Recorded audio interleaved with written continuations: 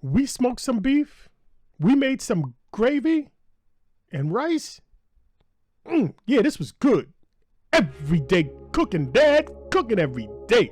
All right, guys, welcome in, welcome back. Today, we're doing this chuck roast. We're gonna be doing it in the Weber with the heat controller, the Weber heat controller. So we got onions, we got the salt, pepper, garlic blend.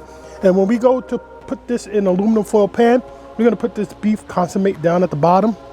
You know, that's to help us have a nice little gravy at the end. So I'm just gonna go ahead and season this up real quick. No binders, no nothing, right? Just gonna put this down. This has salt, you know, salt, pepper, garlic. And that's it, guys. This is real simple. Let's get it all over the place. Now we got our Weber thermometer. This is gonna take the temperature of the kettle itself, this one here. So this is about halfway through, right? So I'm just gonna push the meat into the meat that far up to my hand. So that probe should be somewhere like right about there, dead smack in the middle. All right, guys, we came into that area of 220. So, and this is probably gonna continue to climb. So I'm just gonna go ahead and throw the meat on, and if we could stop right there, will be great. But if not, we'll have to tamp everything down. So let me just move you guys over here. And I'm just gonna open this up.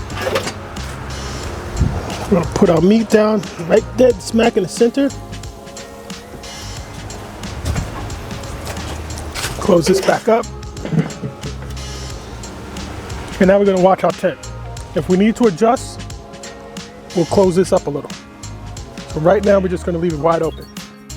You guys, just so you know, we're going upstairs to watch the football games. I'm gonna be monitoring the grill from that. So we know this is our ambient temperature, and that's our meat on probe 2. So that's how I know to run downstairs and close things off. But right now we're rocking at 209 and meat's at 48 degrees. I'll be back, I guess, when it's time to spritz this meat. And I'm going by temperature, right? I'm going by temperature, I'm not going by time. So once this meat here reaches around 160, 150, 160, it's time to wrap. So we're just gonna put it in aluminum foil with aluminum foil on top, and then put in our beef consummate and some onions. So I'll be back when it's time to spritz. Probably about an hour or so.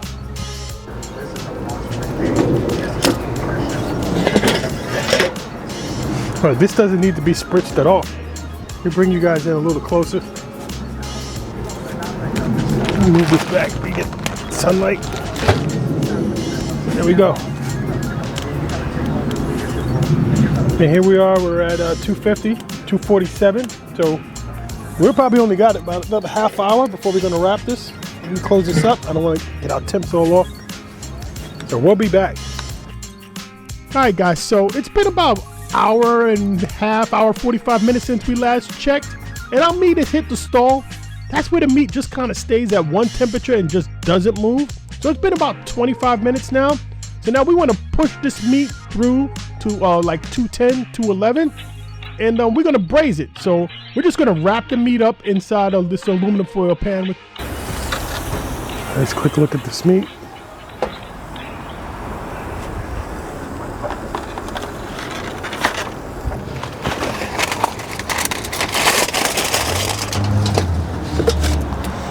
So we're gonna try and get this grill up to 300 degrees. Now, I've actually never done that before, that high.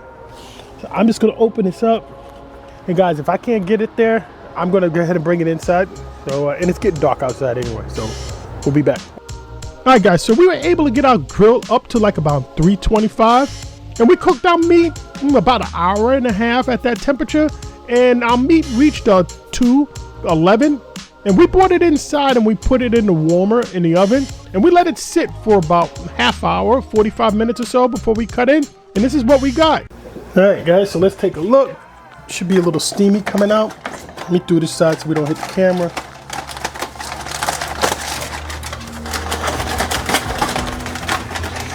Just want the steam to hit the camera, hold on. And there we go. Right now I gotta think what I wanna do. Do I wanna pull this? Or do I wanna slice it? That's just fall apart. give this a taste. Look up. It's good. Look at our smoke ring. It tastes smoky. And it's good. I think I'm gonna pull it like shredded beef because it just wants to come apart. It's just fall apart. Look at this. And this is good, right? And guys, easy smeezy. That Weber Kettle heat controller, I mean, it kept our temps nice and even, right, throughout the whole cook. We got a nice mystique smoke ring, right? Nice mystique smoke ring. We'll let this sit in the meat here for a few minutes, and then that's it. We're done. Everyday cooking, Dad, cooking every single day. Take a look at some of these other recipes, and let's get cooking.